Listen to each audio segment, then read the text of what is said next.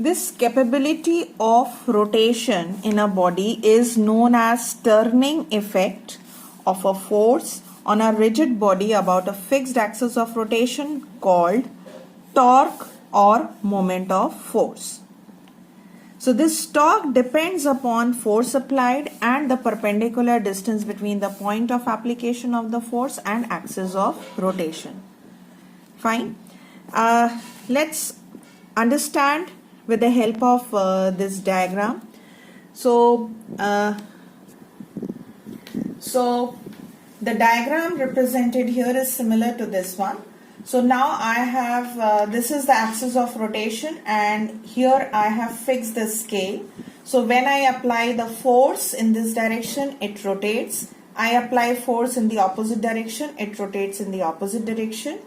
If I change the point of application of force, that means instead of extreme end, if I apply the force here, then in order to turn this, I will apply more force. In fact, this I am experiencing myself that now I have to apply more force in order to turn the scale. If I shift the point of application more towards the axis of rotation, let me now apply the force here. So even if I apply a large amount of force, you can see no turning effect is produced. That means when I am applying at the hinge or at the fixed point of the scale, then no turning effect is produced.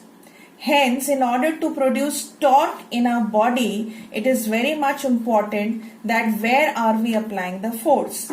If we apply the force at the extreme end, the torque produced will be more.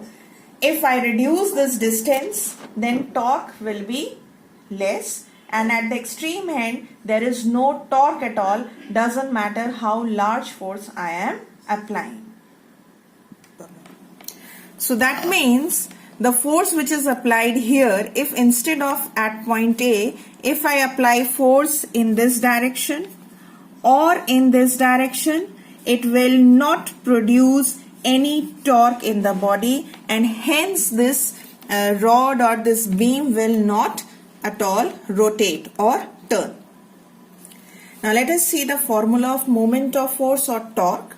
Since moment of force depends upon the force applied and the perpendicular distance, so here is the formula: force into perpendicular distance. This is the perpendicular distance, and hence the SI unit is given as Newton into meter. Newton is the SI unit of force.